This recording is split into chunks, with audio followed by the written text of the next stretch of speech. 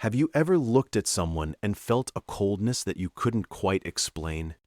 It isn't a lack of politeness or a failure of social grace. In fact, they might be the most charming person in the room.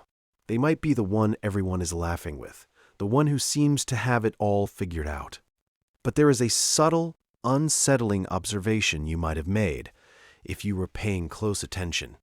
When they think no one is looking, their face changes. The warmth evaporates instantly, leaving behind something mechanical, something predatory.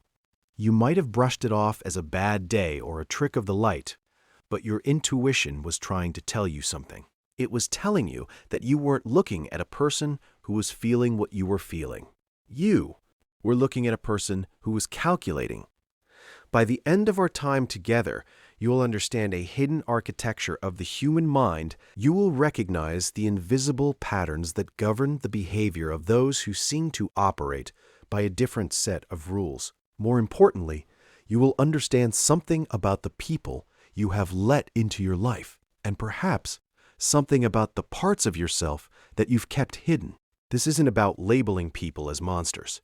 It's about understanding the mechanics of a specific kind of darkness that exists on a spectrum, one that might be closer to you than you think.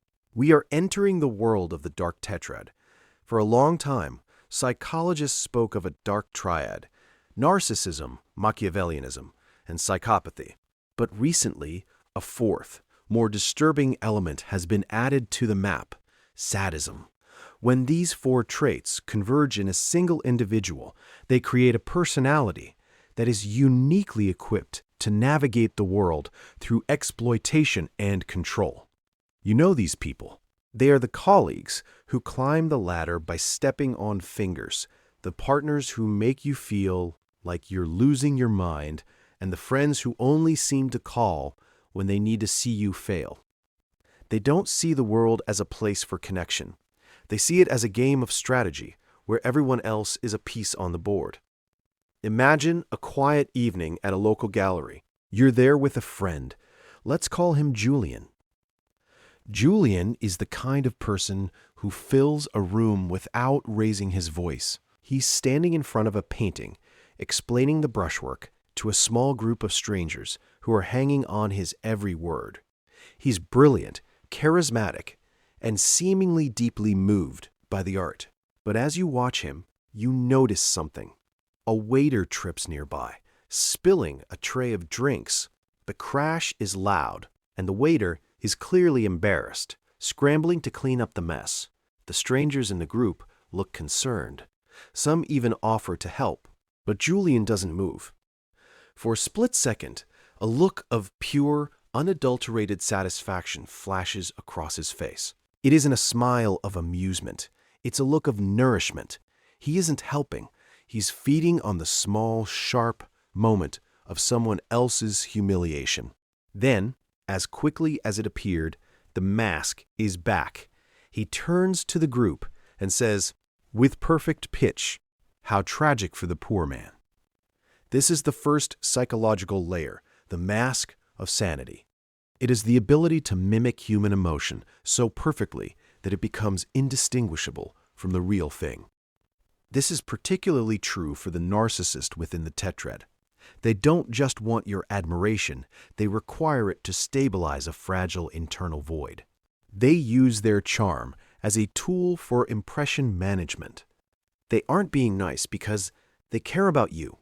They are being nice because they care about the version of themselves that is reflected in your eyes. This behavior makes more sense once you understand what comes next. The cold logic of the Machiavellian. Machiavellianism is named after the political philosopher who suggested that the ends always justify the means. In the mind of a toxic person, life is a zero-sum game. If you win, they lose. Therefore, they must ensure you never truly win, unless it benefits them. This isn't necessarily born from a desire to be evil.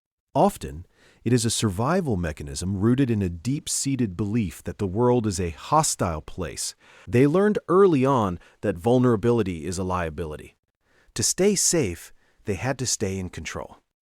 In modern life, This psychology doesn't always look like a villain in a movie. It looks like the gaslighting partner who slowly erodes your trust in your own memory so that you become dependent on their version of reality. It looks like the troll on social media who spends hours crafting comments designed to inflict the corporate leader who creates a culture of fear, not because it's productive, but because it ensures no one is brave enough to challenge their authority. We see it in the ghosting culture of modern dating, where people are treated as disposable commodities rather than human beings with feelings. There is a quiet, heavy realization that comes when you stop trying to fix these people and start seeing them for what they are. It's a realization that they aren't broken in a way that your love can heal. They are operating on a different operating system entirely.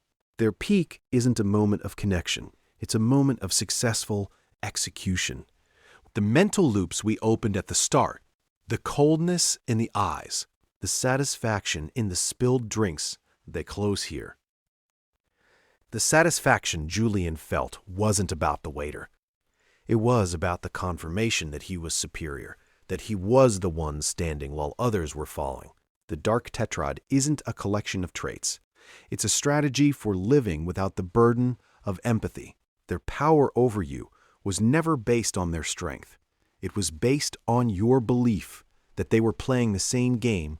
As we conclude, it's important to remember that awareness is the only real shield.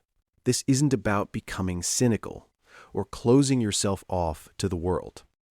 It's about developing a psychological literacy that allows you to see the patterns before they become traps. Compassion is a beautiful thing, but it must be paired with discernment. You can have compassion for the child who had to become a Machiavellian to survive, while still refusing to let that person destroy your peace as an adult. Awareness doesn't make you a victim. It makes you a witness. And once you are a witness, you are no longer a participant in their game. If this reflection has resonated with you, if it has helped you put a name to something you felt but couldn't explain, then perhaps it's worth staying a while longer. We explore these quiet corners of the mind not to find monsters, but to find our own way back to the light. Thank you for listening.